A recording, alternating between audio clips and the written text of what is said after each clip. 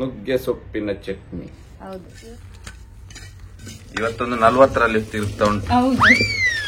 ಮೊನ್ನೆ 10ರಲ್ಲಿ ಇತ್ತು. ಹೌದು. ನಿಮ್ಮದು ಸ್ಟೋರಿ ಯಾವಾಗ?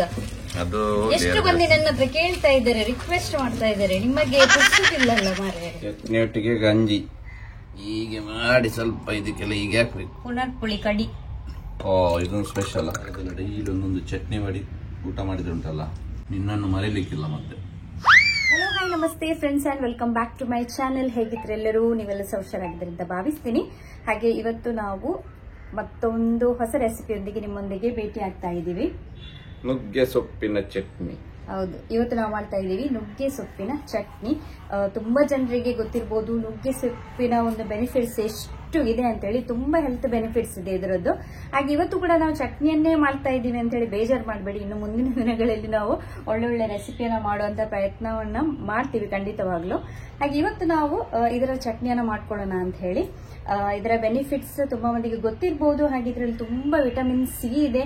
ಹಾಗೇನೆ ನಮಗೆ ರೋಗ ನಿರೋಧಕ ಶಕ್ತಿ ಇದರಲ್ಲಿ ತುಂಬಾ ಅಂತ ಹೇಳಿದ್ರೆ ತುಂಬಾ ಅತಿಯಾಗಿದೆ ಅಂತಲೇ ಹೇಳ್ಬೋದು. ಹಾಗೆ ಇದರ ಒಂದು ಚಟ್ನಿಯನ್ನು ಮಾಡಿಕೊಂಡು ಒಂದು ಸ್ವಲ್ಪ ಗಂಜಿಯನ್ನು ಇವತ್ತು ಊಟ ಮಾಡುವ ಅಂತ ಹೇಳಿ ನಾವು ಇವತ್ತು ಪ್ರಿಪರೇಷನ್ ಅನ್ನು ಮಾಡ್ಕೊಂಡಿದೀವಿ.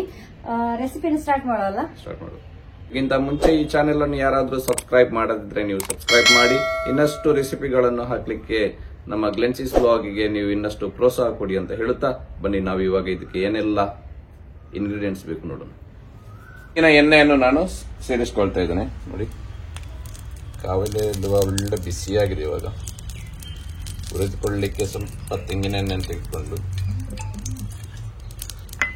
1 ಚಮಚದಷ್ಟು ಎಣ್ಣೆ ಇವಾಗ ಒಳ್ಳೆ ಬಿಸಿಯಾಗಿದೆ. 1 ಚಮಚದಷ್ಟು ಉದ್ದಿನ ಬೇಳೆ,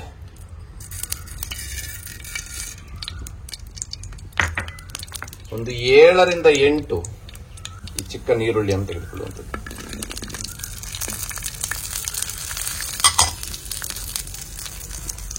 ಒಂದು 3 ರಿಂದ 4 ಎಸಳು ಬೆಳ್ಳುಳ್ಳಿ,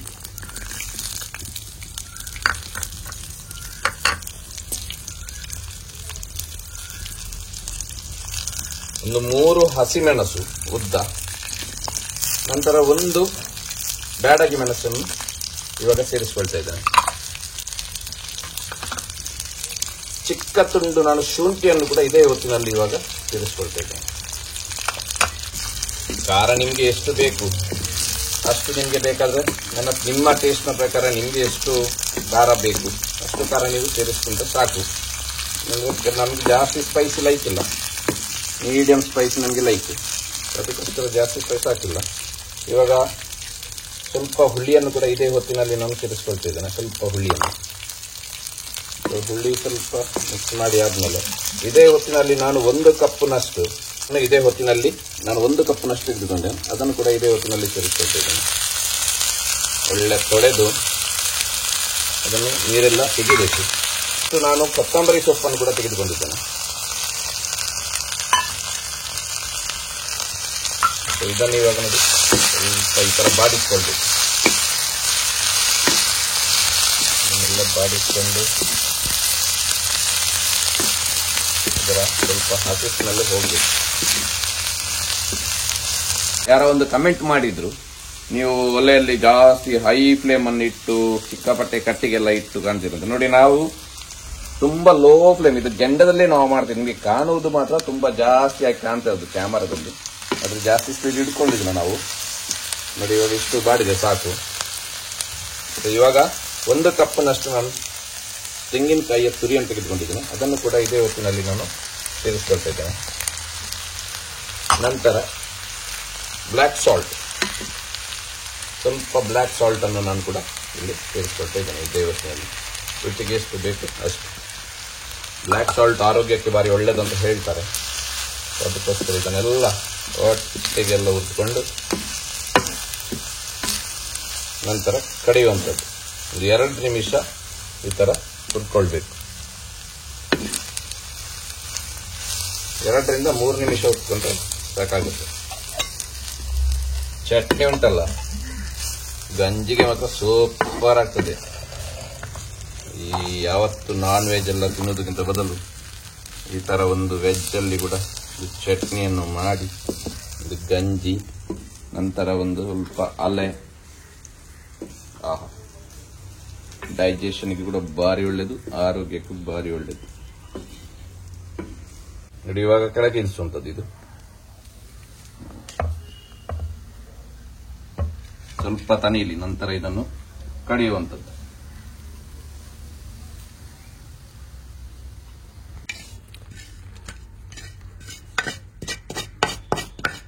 ಇವತ್ತು ಕೂಡ ಮಸಾಲೆಯನ್ನ ನಾವು ಕಡಿಯುವ ಕಲ್ಲಿನಲ್ಲೇ ಕಡಿತಾ ಇದ್ದೀವಿ. ತುಂಬಾ ಟೇಸ್ಟಿಯಾಗಿ ಆಗುತ್ತೆ ಆಯ್ತಾ. ಕರೆಕ್ಟ್ ಆಗಿ ಡಿಫ್ರೆನ್ಸ್ ಗೊತ್ತಾಗ್ತದೆ ನಮಗೆ ಮಿಕ್ಸಿಯಲ್ಲಿ ಹಾಗೂ ಇದರಲ್ಲಿ ಕಡಿಯುವಂಥದ್ದು. ಹಾಗೆ ಇದರಲ್ಲಿ ಇವತ್ತು ಕಡಿಯುವ ಅಂತೇಳಿ ಸ್ವಲ್ಪ ನೀರು ಹಾಕ್ತಾ ಇದ್ದೇನೆ ಅಷ್ಟೇ, ಜಾಸ್ತಿ ನೀರು ಬೇಡ. ಕಡಪೆ ಕಲ್ಲಿನಲ್ಲಿ ಚಟ್ನಿ.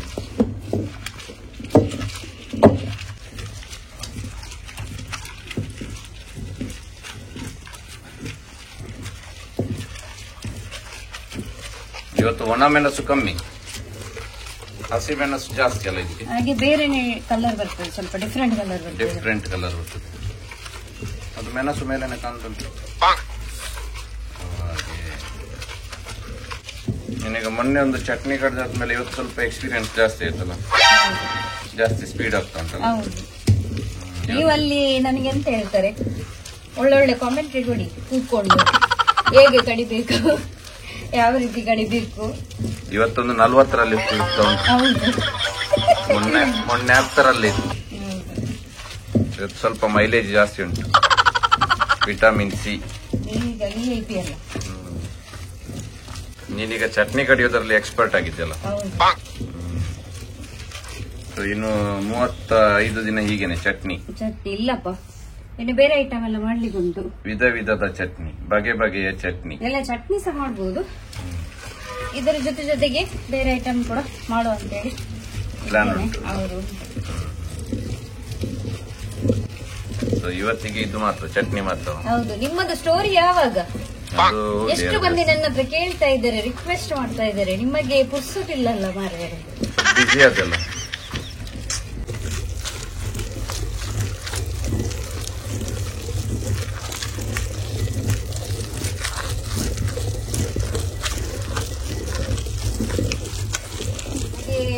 ಕೆಲವೊಬ್ರು ನನಗೆ ಕೇಳ್ತಾ ಇದ್ರು ಸಂಡೇ ರೆಸಿಪಿಯನ್ನ ಹಾಕ್ಲಿಲ್ಲ ಅಂತೇಳಿ. ನಾನು ಟ್ರೈ ಮಾಡ್ತಾ ಇದ್ದೇನೆ ನಾನು ರೆಗ್ಯುಲರ್ ಆಗಿ ವಿಡಿಯೋಸ್ ಅನ್ನ ಮಾಡ್ಲಿಕ್ಕೆ. ಆದ್ರೆ ನಿನ್ನೆ ನಾವು ಇರ್ಲಿಲ್ಲ ಸಂಡೇ. ನಿಜವಾಗ್ಲೂ ಸಂಡೇ ನಾವು ನಿನ್ನೆ ಎತ್ತಿದ್ರೆ ಏನಾದ್ರೂ ಸ್ಪೆಷಲ್ ಮಾಡ್ಬೇಕಂತ ಹೇಳಿ ಮನಸ್ಸಲ್ಲಿತ್ತು. ನಾನು ಹೇಳಿದೆ ಮಾಡುವಂತ. ಹೌದು, ಆಗ್ಲಿಲ್ಲ. ಆ ರೆಸಿಪೀಸ್ ಅನ್ನ ನಾನು ಕವರ್ ಮಾಡ್ತೀನಿ ವೀಕ್ ಡೇಸ್ ಅಲ್ಲಿ. ನೋಡಿ, ಇಷ್ಟು ಕಡಿದ್ರೆ ಸಾಕು. ಇವಾಗ ತೆಗಿಯೋ.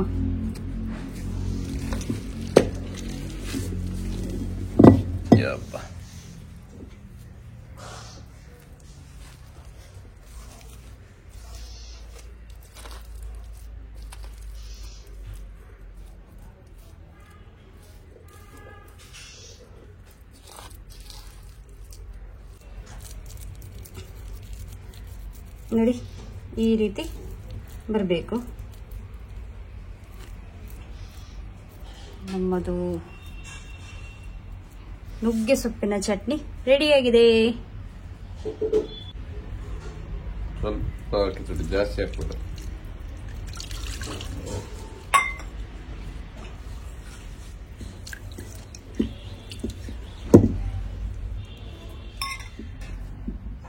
ನಾವು ಮಾಡಿದ ತಿಪ್ಪಿ, ಇದರದ್ದು ಎಂತ ಹೇಳ್ತಾರೆ, ತುಂಬಾ ವರ್ಷದ ತಿಪ್ಪಿ ಇಲ್ಲ, ನಾನು ಎಂತ ಹೇಳ್ತಾರೆ ಮಾಡಿದ್ದು.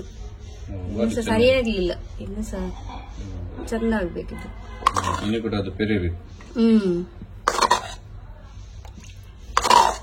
ಇನ್ನೊಂದು 40 ಆಗಿದೆ.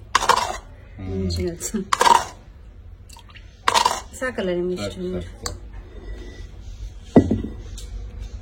ತಗೊಳ್ಳಿ. ಹಾಗೆಯೇ ನಾನಿವತ್ತು ಈ ಮಜ್ಜಿಗೆ ಬದಲಿಗೆ ಈ ಕೋಕಮ್ ಕಡಿ ಅಥವಾ ಈ ಪುನರ್ಪುಳಿ ಕಡಿ ಅಂತೇಳಿ ಹೇಳ್ತಾರೆ ನೋಡಿ, ಅದನ್ನು ನಾನು ರೆಡಿ ಮಾಡಿದ್ದೆ. ತುಂಬಾ ಟೇಸ್ಟಿಯಾಗಿ ಆಗಿತ್ತು. ಅದರ ರೆಸಿಪಿಯನ್ನು ನಾನು ಇಲ್ಲೇ ಆ್ಯಡ್ ಮಾಡ್ಕೊಳ್ತಾ ಇದ್ದೀನಿ, ಯಾವ ರೀತಿ ಇದನ್ನು ನಾನು ಮಾಡಿದ್ದೆ ಅಂತೇಳಿ. ಇದು ತುಂಬಾ ಒಳ್ಳೆಯದು ಡೈಜೆಷನಿಗೆಲ್ಲ, ಹಾಗೆಯೇ ತುಂಬ ತಂಪು ಕೂಡ ಬಾಡಿಗೆ. ಹಾಗೆ ಇಲ್ಲಿ ನೋಡ್ಬೋದು, ನಾನು ಈ ಕೋಕಮ್ ಇರುತ್ತೆ ನೋಡಿ ಪುನರ್ಪುಳಿ, ಅದನ್ನು ನಾನು ಆಲ್ರೆಡಿ ಸಿರಪ್ ಥರ ರೆಡಿ ಮಾಡಿ ಇಟ್ಟಿದ್ದೀನಿ.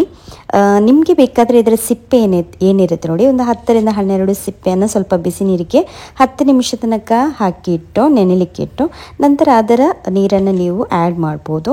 ನಾನು ಆಲ್ರೆಡಿ ಈ ಸಿರಪನ್ನು ರೆಡಿ ಮಾಡಿ ಇಟ್ಟಿದ್ದೀನಿ ಅಂತ ಹೇಳಿ ನಾನು ಇದನ್ನು 2 ಸ್ಪೂನಷ್ಟು ಆ್ಯಡ್ ಮಾಡ್ಕೊಳ್ತಾ ಇದ್ದೀನಿ. ನಂತರ ನಾನು ಇದಕ್ಕೆ ಚಿಕ್ಕ ತುಂಡು ಬೀಟ್ರೂಟ್, ಹಾಗೆಯೇ ಶುಂಠಿ, ಹಾಗೆಯೇ ಕಾಯಿ ಮೆಣಸು, ನಂತರ 2 ಎಸಳಷ್ಟು ಬೆಳ್ಳುಳ್ಳಿ, ನಂತರ 1/4 ಚಮಚದಷ್ಟು ಜೀರಿಗೆ, ಹಾಗೆಯೇ 1/4 ಮುಷ್ಟಿಯಷ್ಟು ಇಲ್ಲಿ ತೆಂಗಿನಕಾಯಿ ತುರಿಯನ್ನು ಆ್ಯಡ್ ಮಾಡಿದ್ದೀನಿ. ನಂತರ ನಾನು ಇದಕ್ಕೆ ಇವತ್ತು ಕಪ್ಪು ಈ ಬ್ಲ್ಯಾಕ್ ಸಾಲ್ಟ್ ಇದೆ ನೋಡಿ, ಅದನ್ನು ಆ್ಯಡ್ ಮಾಡ್ಕೊಳ್ತಾ ಇದ್ದೀನಿ. ಹಾಗೆ ಸ್ವಲ್ಪ ನೀರು ಹಾಕಿ ನಾನು ಇದನ್ನು ಗ್ರೈಂಡ್ ಮಾಡ್ಕೊಂಡಿದ್ದೆ. ಇದಕ್ಕೆ ಸಕ್ಕರೆಯನ್ನು ಸಹ ಆ್ಯಡ್ ಮಾಡ್ಬೋದು. ನಾನು ಆಲ್ರೆಡಿ ಹೇಳಿರೋ ಪ್ರಕಾರ ಇದು ಕೋಕಮ್ ಏನಿದೆ ನೋಡಿ, ಅದರ ಸಿರಪಿಗೆ ನಾನು ಆಲ್ರೆಡಿ ಸಕ್ಕರೆಯನ್ನು ಆ್ಯಡ್ ಮಾಡಿದ್ದೀನಿ. ಅದಕ್ಕೋಸ್ಕರ ನಾನು ಇದಕ್ಕೆ ಆ್ಯಡ್ ಮಾಡ್ತಾ ಇಲ್ಲ, ಯಾಕಂದರೆ ತೆಂಗಿನಕಾಯಿ ತುರಿಯನ್ನು ಸಹ ನಾವು ಆ್ಯಡ್ ಮಾಡೋದ್ರಿಂದ ಸ್ವಲ್ಪ ಜಾಸ್ತಿ ಸ್ವೀಟ್ ಆಗ್ಬೋದು ಅಂಥೇಳಿ ನಾನು ಹಾಕಲಿಲ್ಲ, ಖಾಲಿ ಬ್ಲ್ಯಾಕ್ ಸಾಲ್ಟ್ ಮಾತ್ರ ಹಾಕಿದ್ದೀನಿ. ನೀವು ಮಾಡುವಾಗ ಕೋಕಮ್ ಇದು ಏನು ಈ ಸಿಪ್ಪೆ ಇರುತ್ತೆ ನೋಡಿ, ಅದರಲ್ಲಿ ಮಾಡುವಂಥ ಸಮಯದಲ್ಲಿ ನೀವು ಬೇಕಾದರೆ ಸಕ್ಕರೆಯನ್ನು ಆ್ಯಡ್ ಮಾಡ್ಕೊಳ್ಬೋದು. ನಂತರ ನೋಡಿ ಈ ರೀತಿ ಚೆನ್ನಾಗಿ ನೀವು ಒಂದು ಬಟ್ಟೆಯಲ್ಲಿ, ತೆಳು ಬಟ್ಟೆಯಲ್ಲಿ ಇದರ ಜ್ಯೂಸ್ ತೆಗೆದ್ರೆ ಆಯಿತು. ನಾನು ಇವತ್ತು ಜರಡಿಯಲ್ಲಿ ಮಾಡ್ತಾ ಇದ್ದೀನಿ. ನಂತರ ಒಂದು ಮಣ್ಣಿನ ಪಾತ್ರೆಗೆ ನಾನು ಈ ಜ್ಯೂಸನ್ನು ಹಾಕಿಬಿಟ್ಟು ಸ್ವಲ್ಪ ಪುದೀನ ಸೊಪ್ಪು ಹಾಗೆಯೇ ಕೊತ್ತಂಬರಿ ಸೊಪ್ಪನ್ನು ಹಾಕಿ ಫ್ರಿಜ್ಜಲ್ಲಿ ಇಟ್ಟಿದ್ದೆ. ಸ್ವಲ್ಪ ಹೊತ್ತು ಕೂಲಾಗಿ ಚಿಲ್ಲಾಗಿ ತುಂಬಾ ಚೆನ್ನಾಗಿ ಆಗುತ್ತೆ ಅಂತೇಳಿ ಕುಡಿಲಿಕ್ಕೆ. ಗಂಜಿ ಚಟ್ನಿ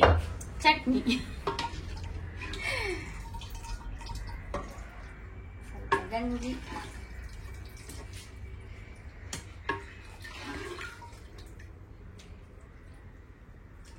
ಲೈನಲ್ಲಿ ನೋಡಿ, ಅದಕ್ಕೆ ಉಪ್ಪು ಹಾಕಿದ್ದೇನೆ. ಇದು ಉಂಟು, ಅದಕ್ಕೆ ಗಂಜಿ ತಗೊಳ್ಬೇಡಿ. ಸೊಪ್ಪಿನ ಚಟ್ನಿ ನೋಡಿ, ಚಟ್ನಿ ಒಟ್ಟಿಗೆ ಗಂಜಿ, ಸ್ವಲ್ಪ ಚಟ್ನಿ,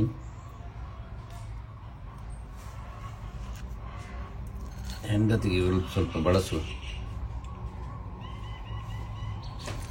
ಚಟ್ನಿ ತಿನ್ಬೇಕು ನೀನು, ಚಟ್ನಿ ವಿಟಮಿನ್ ಸಿ ಹೇರಳವಾಗಿಂಟಿದ್ದಲ್ಲಿ.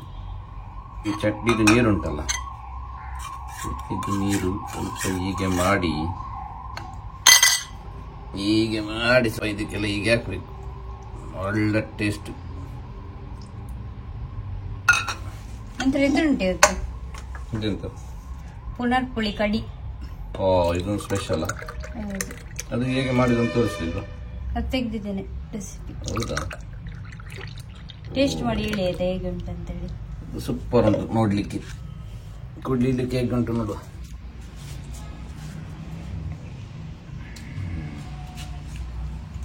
ಹೇಗುಂಟು? ಸ್ವಲ್ಪ ಸ್ವೀಟ್ ಆಗಿ ಸೂಪರ್ ಉಂಟು. ಇದು ಬಾರಿ ತಂಪು, ಡೈಜೆಷನ್ಗೆ ಒಳ್ಳೆ ಉಂಟು. ಸೂಪರ್. ಊಟ ಮಾಡುವ.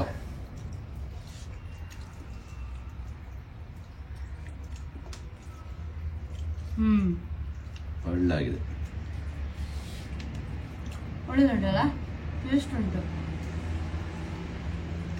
ಸೂಪರ್ ಆಗಿದೆ. ಈ ತರದೆಲ್ಲ ಡೈಲಿ ಒಂದೊಂದು ಚಟ್ನಿ ಮಾಡಿ ಊಟ ಮಾಡಿದ್ರೆ ಉಂಟಲ್ಲ, ನಿನ್ನನ್ನು ಮರೀಲಿಕ್ಕಿಲ್ಲ ಮತ್ತೆ.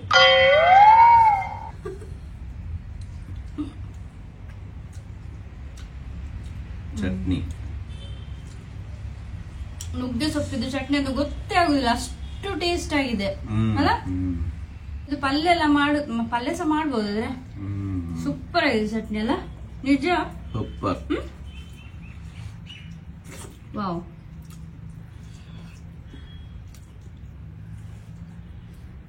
ಖಂಡಿತ ಟ್ರೈ ಮಾಡಿ ಅಲ್ಲ, ಈ ಚಟ್ನಿ ಖಂಡಿತ ಟ್ರೈ ಮಾಡಿ, ತುಂಬಾ ಚೆನ್ನಾಗಿದೆ. ನಾಳೆನೆ ಟ್ರೈ ಮಾಡಿ, ಕಮೆಂಟ್ ಅಲ್ಲಿ ತಿಳಿಸಿ. ನಂದು ಫೇವ್ರೆಟ್, ಸೂಪರ್. ಚಟ್ನಿಯನ್ನ ನಾಳೆನೆ ಟ್ರೈ ಮಾಡಿ, ಹಾಗೆ ಕಮೆಂಟ್ ಅಲ್ಲಿ ತಿಳಿಸಿ ಆಯ್ತಾ, ಕಮೆಂಟ್ ಅಲ್ಲಿ ಯಾವ ರೀತಿ ಆಗಿತ್ತು ಅಂತ ಹೇಳಿ. ತುಂಬಾ ಚೆನ್ನಾಗಿ ಆಗಿದೆ. ನಾವು ಸ್ವಲ್ಪ ಖಾರ ಕಡಿಮೆ ಇಟ್ಟಿದ್ದೇವೆ, ನಿಮಗೆ ಬೇಕಾದ್ರೆ ಸ್ವಲ್ಪ ಖಾರ ಜಾಸ್ತಿ ಮಾಡಿ, ಇನ್ನೂ ಟೇಸ್ಟ್ ಬರ್ತದೆ. ವಾವ್, ಇದು ಸಹ ಟ್ರೈ ಮಾಡಿ ಆಯ್ತಾ. ಪುನರ್ಪುಳಿ ಕಡಿ. ಸೊ ಈ ಒಂದು ರೆಸಿಪಿ ಬ್ಲಾಗ್ ಅನ್ನು ಇಲ್ಲೇ ಎಂಡ್ ಮಾಡ್ತಾ ಇದೀವಿ. ಹೋಪ್ ನಿಮ್ಗೆ ಇಷ್ಟ ಆಗಿರ್ಬೋದು ಅಂತ ಭಾವಿಸ್ತೀನಿ. ಇಷ್ಟವಾದ್ರೆ ಲೈಕ್ ಮಾಡಿ, ಶೇರ್ ಮಾಡಿ, ಹಾಗೆ ಚಾನೆಲ್ ಅನ್ನ ಸಬ್ಸ್ಕ್ರೈಬ್ ಮಾಡಿ ಅಂತ ಹೇಳ್ತಾ ಸಿಗ್ತೀನಿ ಇನ್ನೊಂದು ರೆಸಿಪಿಯೊಂದಿಗೆ. ಅಲ್ಲಿ ತನಕ ಬಾಯ್ ಬಾಯ್. ಬಾಯ್ ಬಾಯ್.